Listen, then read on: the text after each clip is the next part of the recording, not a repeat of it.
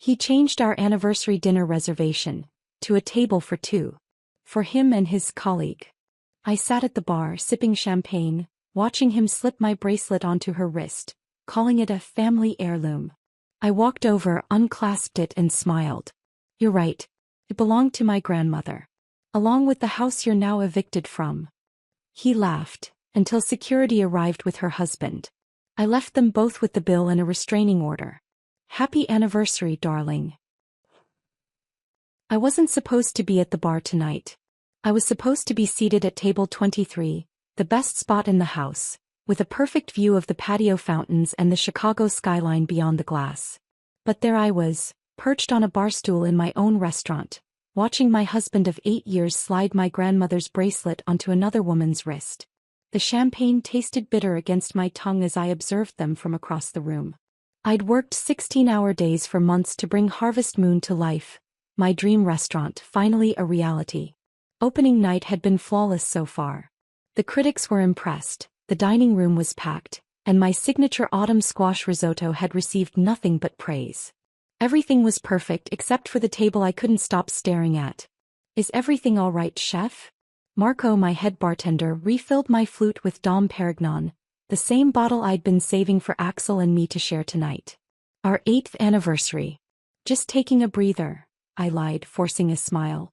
"The kitchen has everything under control." Before we begin this journey of betrayal and sweet revenge, I want to take a moment to thank you for joining me at tonight's table. If you're hungry for more stories of women reclaiming their power when the world serves them heartbreak, consider subscribing. It's completely free and helps our community of survivors and thrivers grow stronger. Now let's. 30 minutes earlier, I'd slipped away from the controlled chaos of the kitchen to freshen up before Axel arrived. We had reservations at 8, a table for two that I'd personally arranged with a tasting menu that told the story of our relationship through food. 8 courses for 8 years. I'd even asked the pastry chef to recreate our wedding cake for dessert. My phone had dinged with a text message as I was reapplying my lipstick. "Need to change reservation to accommodate colleague. Table for two, but I'll be bringing Hazel from the campaign office. You understand? Happy anniversary, will make it up to you." I'd stared at that message for a full minute, my heart sinking as I reread those clinical words. "You understand." Did I? This wasn't the first time Axel had prioritized his budding political career over our marriage, but bringing another woman to our anniversary dinner? That was new. I'd called the maitre d' immediately. "There's been a change to my husband's reservation," I said calmly. "Please keep his table for two but add a glass of our best champagne at the bar. That'll be for me." Now I watched as Axel laughed at something Hazel said, his hand lingering on her forearm. She was everything I wasn't, polished in that campaign-ready way, with honey blonde hair that fell in perfect waves past her shoulders. Her red dress hugged curves that my chef's coat had hidden for years. I tugged self-consciously at my black dress, the one I'd bought especially for tonight, now feeling like an afterthought in my own restaurant. 8 anniversaries. The first, we'd gone camping in Michigan, making love under the stars after a dinner of hot dogs and beans. The 5th, Paris, where Axel had surprised me with cooking classes at Le Cordon Bleu, the push I'd needed to finally pursue my culinary dreams. Last year he'd forgotten entirely, coming home at midnight with a hastily purchased gas station rose and mumbles about campaign meetings running late. I fingered the stem of my champagne flute, remembering how we used to be. Before the campaign. Before his ambitions for state senate consumed everything. Before I became a box to check on his path to political success. Supportive wife, check. Small business owner, check. All-American backstory, check. The sommelier approached their table with the wine I'd selected for us, a 2012 Barolo that we'd first tasted on our honeymoon in Italy. Axel was making a show of it, explaining the wine to Hazel as if he were the expert. I watched her lean forward, captivated by whatever story he was telling. Then the light caught something on her wrist and my entire body went cold. The bracelet. My grandmother's tennis bracelet. Delicate diamonds set in white gold, with a distinctive Art Deco clasp that couldn't be mistaken for anything else. I'd worn it on our wedding day as my something old. It had been in my family for 3 generations. I remembered the day I'd shown it to Axel, telling him about my grandmother pawning it during hard times to keep our family afloat, only to buy it back years later with her saved tips as a waitress. how she'd given it to me on her deathbed, making me promise to only share it with someone worthy of our family's resilience. Axel was gesturing animatedly now, clearly deep into some campaign anecdote. I caught fragments, family heirloom, and passed down for generations. He was telling my family story, claiming my history as part of his narrative. And Hazel was looking at that bracelet with awe, running her fingers over the diamonds that should have been on my wrist tonight. My shock crystallized into something harder, colder. This wasn't just a forgotten anniversary or a career prioritized over marriage. This was theft of my heirloom, my history, my dignity. Marco, I said quietly, never taking my eyes off their table, could you please call Harrison from security? Tell him I need assistance with a situation in about 10 minutes. Of course, chef. Is everything okay? It will be, I replied, setting down my champagne. It absolutely will be. As I slid off the stool, smoothing down my dress, I noticed another man seated at the far end of the bar. He kept glancing toward Axel's table, his expression darkening with each look. He was nursing what appeared to be his third whiskey, wedding ring glinting under the ambient lighting. Something about his discomfort resonated with mine. My mind raced as I approached the hostess stand, checking the reservation system. There it was, Hazel Montgomery. A quick social media search confirmed my suspicion. The man at the bar was Stephen Montgomery, Hazel's husband. The reservation had originally been in his name before Axel changed it. I felt a calm clarity wash over me as the pieces fell into place. The betrayal was even more calculated than I'd initially thought. This wasn't just an inappropriate work dinner. They hadn't even tried to be discreet, using their real names, coming to my restaurant on my anniversary. I took a deep breath and made my way toward their table, my chef's instincts taking over. In the kitchen, timing is everything. The perfect moment to remove a steak from heat, to add the final seasoning, to present the dish. This confrontation required the same precision. As I approached, Axel still hadn't noticed me. He was too engrossed in whatever lie he was spinning, one hand now covering Hazel's, the diamonds of my grandmother's bracelet catching the light between their intertwined fingers. 3 steps away and I finally caught his eye. For just a second, I saw panic flash across his face before he composed himself, plastering on that campaign-ready smile I'd grown to despise. Melody. There you are, he exclaimed too loudly. I was just telling Hazel about your restaurant. Join us. In that moment, looking at my husband pretending nothing was wrong while another woman wore my family's legacy on her wrist, something inside me hardened into diamond-like resolve. 8 years of compromises, of stepping back so he could step forward, of swallowing disappointment, it all ended tonight. I smiled, feeling more powerful with each step toward their table. Oh, I wouldn't miss this for the world, darling. Happy anniversary to us, indeed. Time seemed to slow as I approached their table, each step bringing me closer to a confrontation I never imagined having on what should have been one of the happiest nights of my life. My focus narrowed to the glittering diamonds encircling Hazel's wrist. Diamonds that held stories she couldn't possibly understand. The bracelet had first belonged to my great-grandmother Josephine, a wedding gift from her husband before he left for World War II. When he never returned, that bracelet became her lifeline. She sold 1 diamond at a time to feed her children during those desperate years, replacing each stone as she built a small dressmaking business from her kitchen table. By the time she passed it to my grandmother Eleanor, every diamond had been earned twice over. Mom always said that bracelet carried our family's tenacity in each stone. Diamond hard, diamond bright, she would whisper, running her fingers over the clasp. That's how Thompson women survive. I remembered sitting at my grandmother's vanity as a child, watching her fasten that bracelet before heading to her night shift. Eleanor had worked as a waitress at Callahan's Diner for 37 years. First to put my mother through college, then to help my parents when Dad's construction business faltered. The bracelet would catch the light as she poured coffee, the only luxury she allowed herself. Why don't you sell it? I once asked her during a particularly lean month when I overheard my parents discussing unpaid bills. We could get a new car. Eleanor had cupped my face in her hands, her eyes fierce despite her gentle touch. Melody Jane, some things are worth more than their price tag. This bracelet isn't just diamonds, it's every sacrifice, every triumph, every moment we chose courage over comfort. Someday when you understand what really matters, it'll be yours. I understood in 2008, when the Great Recession hit and my grandmother faced foreclosure on the small craftsman house my grandfather had built with his own hands. I was in culinary school then, barely making ends meet myself. She called me one evening, her voice strained but determined. "I'm pawning the bracelet tomorrow," she said simply. "Gran, no. There must be another way. I can drop out, get a full-time job." "This is exactly what it's for," she interrupted. "Your education matters. This house matters. The bracelet has saved this family before and it will again." For 9 months, the bracelet sat in a pawn shop while my grandmother worked double shifts despite her arthritis, while I catered events between classes, while we both pretended not to count the days until the loan would default. I still remember the afternoon we walked into that shop together, how her hands trembled as she counted out the cash, the last payment with $23 to spare. "See," she said, clasping it back onto her wrist where it belonged. "Diamond hard, diamond bright." When she died 3 years later, I was the only one at her bedside. My parents had moved to Arizona by then and my sister was stationed overseas. Eleanor slipped the bracelet from her wrist to mine with the last of her strength.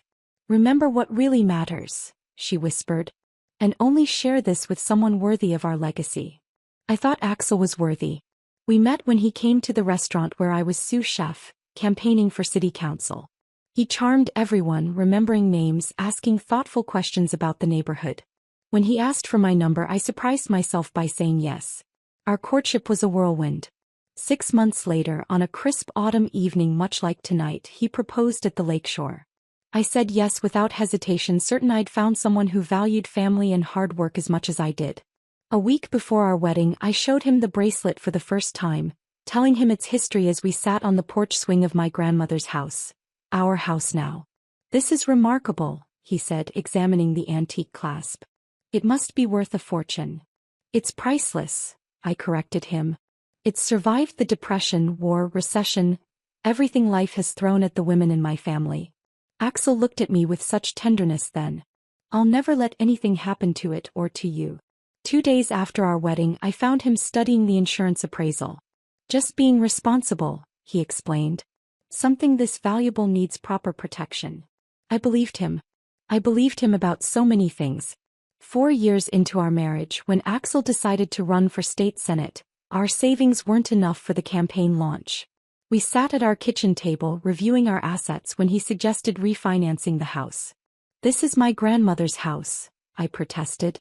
"It's been paid off for years." "It's an investment in our future," he countered. "Once I'm elected, we'll pay it off again in no time." When I hesitated, his eyes fell on my wrist. "What about the bracelet?" "Just temporarily, we could get a short-term loan against it." The hurt must have shown on my face because he immediately backtracked. "I'm sorry, that was thoughtless. I know what it means to you." That night, I made the decision that seemed like trust at the time. I slipped the bracelet into his hand. "Keep it in the safe at your office," I said. "I'm afraid of something happening to it during restaurant prep, and this way it's safe but still with us." He'd kissed me deeply. "I'll guard it with my life." That was the last time I saw my grandmother's bracelet. Until tonight, gleaming on another woman's wrist, being passed off as some generous gift from my husband. As I stood before their table now, looking at Hazel's perfectly manicured fingers tracing the diamonds that represented my family's struggle and triumph, a cold clarity washed over me. The legacy of this bracelet wasn't just about maintaining a family heirloom, it was about the strength to do what needed to be done no matter how difficult. My grandmother had pawned this bracelet to save what mattered. Now it was my turn to reclaim not just the diamonds but everything they stood for. "What a beautiful piece," I said, my voice steady as I locked eyes with my husband. "Would you mind if I had a closer look?" Hazel's smile faltered as she glanced between Axel and me. "Oh, of course," she said, extending her wrist with practiced charm. "It's absolutely stunning." I gently took her hand, examining the bracelet while Axel shifted uncomfortably in his seat. The tension at the table was palpable, but I wasn't ready for the confrontation. Not yet. I needed to understand the full extent of their betrayal first. "Exquisite craftsmanship," I remarked, releasing her wrist. "Axel has excellent taste in family heirlooms." I gave him a pointed look before adding, "I should get back to the kitchen. Enjoy your meal." I walked away, feeling Axel's eyes burning into my back. Instead of returning to the kitchen, I reclaimed my spot at the bar, this time positioning myself where I could observe their table without being obvious. Marco slid a fresh glass of champagne toward me without a word. From this vantage point I could see how Axel leaned in too close when speaking to Hazel, how her hand occasionally brushed his, how they shared glances that spoke of more than professional camaraderie. Each interaction revealed layers of intimacy that had clearly developed over time. I thought back to the first sign something was wrong in our marriage. 6 months ago, Axel had started coming home smelling of unfamiliar perfume. Campaign events, he'd explained. You shake 100 hands, hug dozens of supporters. I'd nodded, ignoring the fact that the scent was always the same. Then came the late-night strategy sessions that couldn't be interrupted. The weekend retreats with his campaign team that I wasn't invited to attend. The sudden password on his phone, for security reasons. Each oddity I'd rationalized away, making excuses for the man I thought I'd married. Refill? Marco asked, interrupting my thoughts. I shook my head. I need to stay clear-headed. 3 months ago I'd found a receipt for a hotel downtown in his suit pocket while doing laundry. When confronted, Axel had an explanation ready. A donor meeting ran late and it didn't make sense to drive home. The hotel was 3 blocks from our house. Last month I'd stopped by his campaign headquarters unannounced, bringing lunch for everyone. His secretary was flustered, saying he was in a meeting that couldn't be disturbed. Through the frosted glass of his office door, I could make out 2 silhouettes standing suspiciously close. Even then I'd convinced myself it was nothing. Axel was an affectionate person. He stood close to everyone. He touched people's arms when he spoke to them. I was being paranoid, letting my insecurities get the best of me. My gaze drifted to the man at the end of the bar, Stephen Montgomery, still nursing his whiskey, still watching their table. How much did he know? Had he suspected before tonight, or was this betrayal as fresh for him as it was for me? The sommelier was clearing Axel and Hazel's appetizer plates now. They seemed to have already moved on from the awkwardness of my visit, laughing together over something private. Axel's hand disappeared beneath the table. I turned away, the ache in my chest surprising me despite everything. Chef, one of my line cooks approached, looking concerned. The Mortons are asking to speak with you about their anniversary cake. Tell them I'll be right there, I said, grateful for the distraction. As I made my rounds through the dining room, checking on guests and accepting compliments on the food, I maintained a professional smile.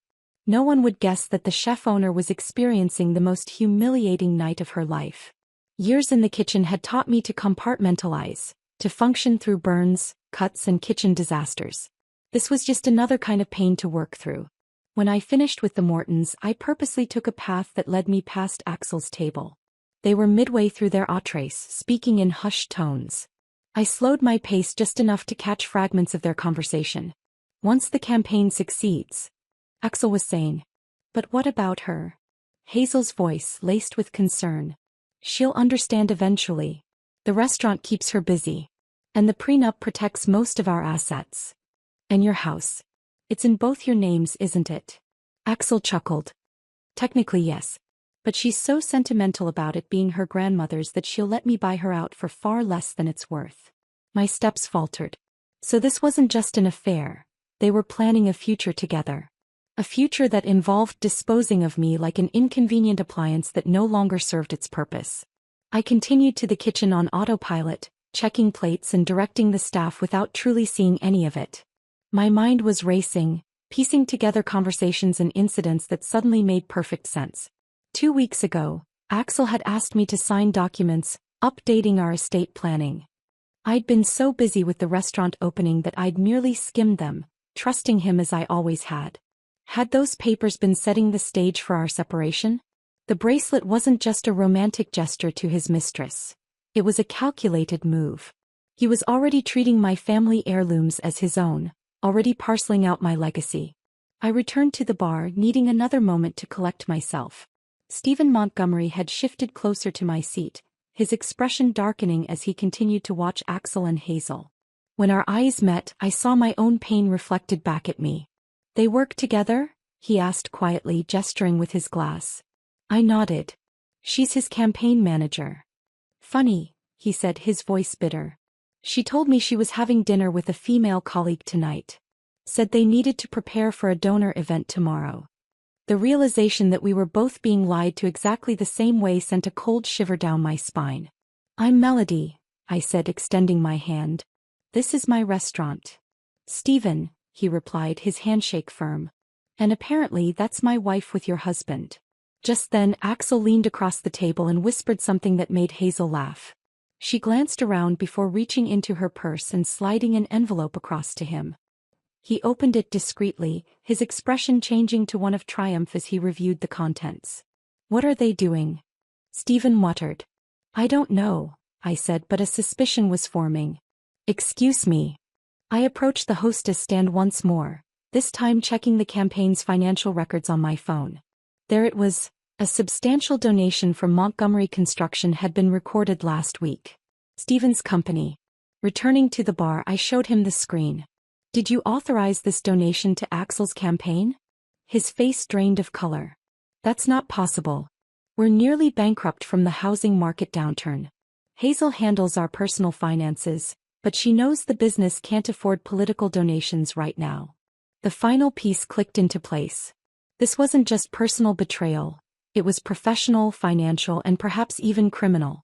Hazel wasn't just sleeping with my husband. She was embezzling from her own. I watched Axel pocket the envelope, his other hand still resting possessively on Hazel's arm, his fingers brushing against my grandmother's bracelet. Stephen, I said quietly, I think we need to talk. Stephen's construction-roughened hands gripped his whiskey glass tightly. I'm listening. We moved to a quiet corner of the bar, away from curious ears. I explained what I'd seen and heard, laying out the evidence of both betrayals, personal and financial. With each detail I shared, the slump in his shoulders lessened, replaced by a straightening of his spine. She's been handling the book since the recession hit, he said, voice low with controlled anger. Said she had a degree in finance I didn't know about. Turns out there's a lot I didn't know. How much could she have taken? I asked. Enough to sink the company if this keeps up. We've got 30 families depending on Montgomery Construction for their paychecks. I watched Axel signal for dessert menus, acting like he owned the place. In a way, he did. The restaurant startup costs had come from our joint savings, which he never missed an opportunity to remind me of. I'd assumed we were building something together. Now I realized I was just another asset in his portfolio, a stepping stone on his path to political success. We need to be strategic about this, I said, an unfamiliar calm settling over me. If we confront them emotionally, they'll find a way to twist it, make us look like the irrational ones. I'm not feeling particularly rational right now, Stephen muttered. I know. Neither am I. But the best revenge isn't just exposing them, it's making sure they face consequences they can't charm their way out of. My years in professional kitchens had taught me that timing and preparation were everything. We need evidence, witnesses, and the perfect moment. Harrison, my head of security, appeared at my elbow. I'd hired him away from one of Chicago's most exclusive hotels, valuing his discretion as much as his imposing presence.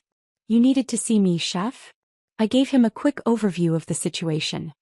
His expression remained professionally neutral, but his eyes darkened when I mentioned the embezzlement. So it's not just a domestic issue, he said thoughtfully. No.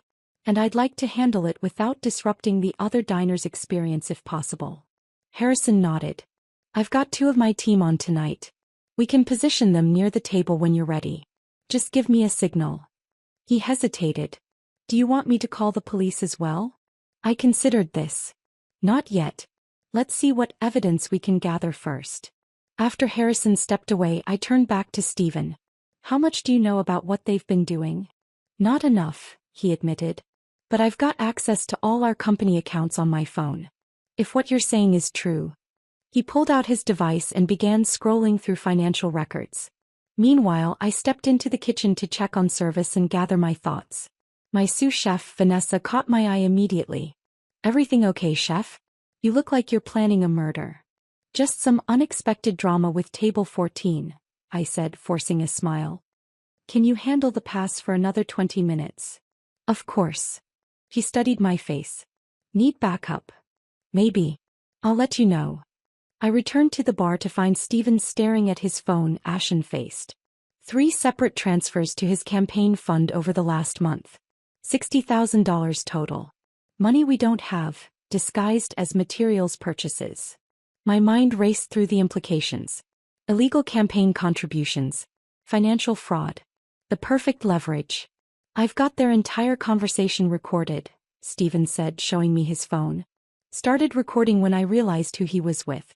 Illinois is a two-party consent state for recordings, but... He shrugged. But it's enough to confront them with, I finished. And combined with the financial records. Exactly. I checked the time. Axel and Hazel were lingering over dessert and champagne. His hand kept returning to her arm, fingers brushing against my grandmother's bracelet. The sight crystallized everything for me. In 20 minutes they'll ask for the check, I said. Axel always gets uncomfortable if dessert lasts longer than that. It's our best window. Before they've paid but after they've consumed everything.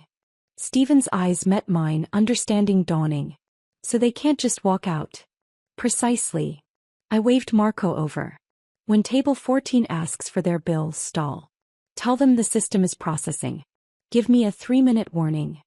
I excused myself to make a quick call to my lawyer, leaving a detailed voicemail about the prenuptial agreement and my concerns about the recent documents I'd signed.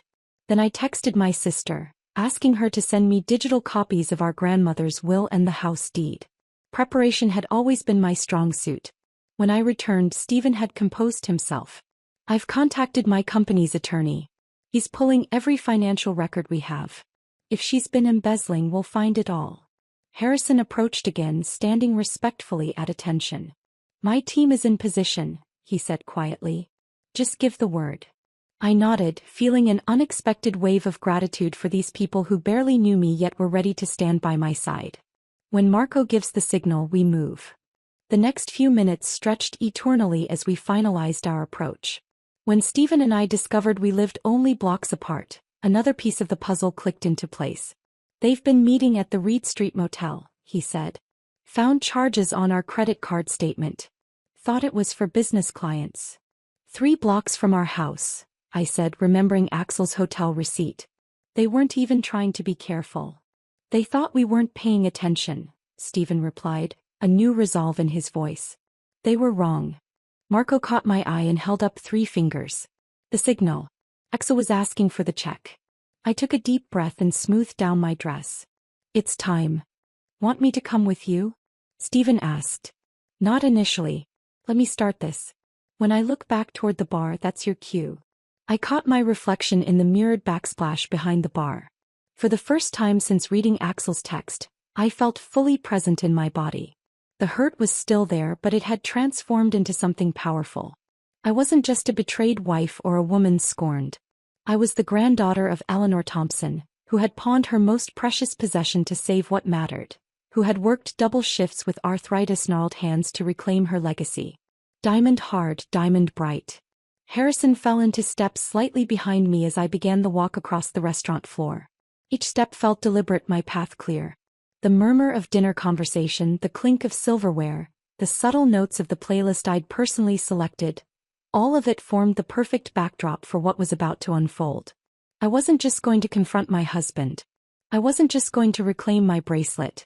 I was going to reclaim everything, my family home, my dignity, my future. Years of compromise and accommodation fell away with each step, replaced by a certainty I hadn't felt since before I met Axel. As I approached their table, I caught Hazel's eye first. Her smile faltered as she registered my expression and the large man following behind me. Axel was still studying the bill, oblivious to the approaching storm. Time to serve the final course. Enjoying dessert? I asked, my voice surprisingly steady as I stopped at their table. Axel's head snapped up, his politician's smile immediately sliding into place. Melody, come join us. The chocolate soufflé is exceptional. Your pastry chef deserves a raise. I remained standing, letting the silence stretch uncomfortably. Hazel fidgeted with her napkin, not meeting my eyes. I don't think I properly introduced myself earlier, I said to her. I'm Melody Thompson Reed, Axel's wife. Today is our 8th anniversary. Her eyes widened, darting to Axel, who laughed dismissively. Honey, I explained about the dinner change. Hazel and I have that donor meeting tomorrow and we needed to prep. His voice carried just the right note of reasonable explanation, the tone he used when convincing constituents he had their best interests at heart. I smiled. Interesting. Because the donation was made last week, according to the campaign finance records. I turned to Hazel. How's Stephen doing, by the way? Still at the bar, watching his wife and my husband celebrate our anniversary. The color drained from her face. Axel's expression hardened as he realized this wasn't going to be smoothed over with his usual charm. You're making a scene, he said quietly, his eyes flicking to nearby tables. We can discuss this at home. Actually, we can't. You see, I've been reviewing those documents you had me sign 2 weeks ago. The ones you claimed were routine estate planning. I leaned closer. Did you really think I wouldn't have my lawyer examine them once I had a moment to breathe? You tried to trick me into surrendering my grandmother's house. Hazel shifted in her seat. Axel, maybe we should. No, he snapped, then immediately softened his tone, aware of watching eyes. Melody is confused. Everything I've done has been to secure our future. Our future. I raised an eyebrow. Or yours and Hazel's? His jaw tightened.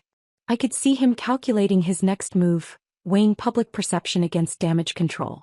That's absurd, he finally said. Hazel is my campaign manager. This is a working dinner. I gently reached for Hazel's wrist, turning it so the bracelet caught the light. Then why is she wearing my grandmother's bracelet? The one you told me was in your office safe. A nearby diner glanced over, curiosity piqued. It's similar but not the same piece, Axel attempted, his confidence wavering slightly.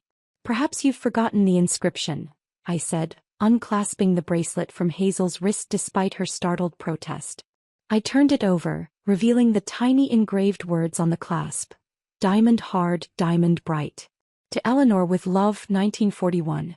Axel's expression shifted from confident to cornered. I felt a flicker of satisfaction watching him squirm. I thought it would be a nice gesture, he began, his voice low. Just for the evening. A nice gesture? I interrupted. To give away a family heirloom I specifically told you represented generations of my family's struggles? To let another woman wear my grandmother's legacy while you dined at the table I reserved for our anniversary? The whispers from nearby tables grew audible. I sensed Harrison positioning himself closer, his 2 security team members discreetly flanking the area. You're overreacting, Axel hissed, abandoning his public persona as panic set in. It's just jewelry. And there it was, confirmation that he'd never truly understood what the bracelet symbolized, what my family's legacy meant. He'd seen it only as an expensive trinket, a potential asset to leverage. I lifted my hand, the signal for Stephen to approach. As he made his way toward us, I held the bracelet up to the light. This, I said clearly, belonged to my grandmother Eleanor Thompson, who worked 37 years as a waitress at Callahan's Diner. Who pawned it during the recession to save our family home. The same home you've been trying to remortgage without my knowledge to fund your campaign. Axel's eyes darted between me and the approaching Stephen, realization dawning. Speaking of your campaign, I continued, I wonder what the ethics committee would think of unreported donations from Montgomery Construction? Especially since Mr. Montgomery here never authorized them. Stephen reached the table, his expression cold and controlled. Hello, Hazel. Stephen, she gasped. This isn't, you don't understand. I understand exactly what's happening, he said quietly. I've spent the last hour reviewing our company finances. Care to explain the $60,000 transferred to Reed's campaign fund? Money we don't have. The remaining color drained from Hazel's face. Axel reached for his water glass, his hand visibly shaking. This is ridiculous, he blustered. A simple misunderstanding. If we could just... Mr. Reed, Harrison interrupted smoothly, I'm going to have to ask you and Ms. Montgomery to remain seated until we've resolved this situation. Axel's eyes hardened as he took in the security personnel. Are you detaining us? That's illegal. I'm an elected official and... No one's detaining you, I clarified. But since you haven't paid your bill yet, leaving would constitute theft of services. And given the potential campaign finance violations and embezzlement concerns, I thought you might prefer to discuss this privately rather than with the police. The mention of police made both of them flinch. Several diners were openly watching now, phones discreetly recording. Axel's political instincts kicked in as he realized how damaging this scene could become. "Let's be reasonable," he said, forcing a smile. "We can work this out." I slipped the bracelet onto my own wrist where it belonged. "There's nothing to work out. The restraining order my lawyer is filing tonight will keep you away from my grandmother's house, which, as her will clearly states, was left to me alone before we were married. The prenup you insisted on works both ways, Axel." His face contorted with fury before he managed to school his features. "You wouldn't dare. Think about what this will do to my campaign." "I'm sure the voters will find it fascinating," Stephen interjected. "Along with the company funds my wife apparently diverted to support it." Hazel began to cry, not the elegant tears of a wronged woman but the ugly sobbing of someone caught in their own trap. "Stephen, please. I can explain everything." "Save it for our attorneys," he replied coldly. I reached for the untouched champagne flute at their table, the same vintage I'd selected for our anniversary celebration. Raising it in a toast, I met Axel's eyes one last time. "To new beginnings," I said. "Happy anniversary, darling." I set the glass down without drinking and turned to Harrison. "Please ensure Mr. Reed and Ms. Montgomery settle their bill before leaving. Everything else is in their names: hotel charges, campaign contributions, legal consequences." As I walked away, I heard Axel calling my name, his voice stripped of its usual authority. I didn't look back. 6 months later, I stood in my kitchen, my grandmother's kitchen, preparing a private dinner for the restaurant investors who had helped me buy out Axel's share of Harvest Moon. The divorce had been finalized with surprising speed once the campaign finance investigation began. The bracelet caught the light as I chopped herbs back where it belonged. The restaurant had thrived despite, or perhaps because of, the publicity. People came initially for the gossip but returned for the food. The Chicago Tribune's glowing review had called my fall menu a revelation of resilience transformed into culinary art. Stephen had stopped by earlier with a bottle of wine and news that his company was finally recovering after Hazel's embezzlement was exposed. We developed an unexpected friendship, two people rebuilding their lives from similar betrayals. Nothing romantic, we were both too raw for that, but something equally valuable: mutual respect and understanding. Axel's political career had imploded spectacularly. Last I heard, he was working at his father's insurance company in Milwaukee, his campaign dreams shattered by ethics violations and public humiliation. As I prepared the table setting out my grandmother's china, I realized I was humming, something I hadn't done in years. The house felt alive again, filled with purpose and possibility rather than compromise and concealed resentments. Diamond hard, diamond bright. The Thompson women endured. We rebuilt. We thrived. And sometimes, when justice was served at just the right temperature, we even celebrated with a perfect final toast. If you enjoyed watching Melody serve justice alongside her 5-star menu, please hit subscribe and leave a comment below. What would you have done in her situation? Your support helps bring more stories of triumph to this channel.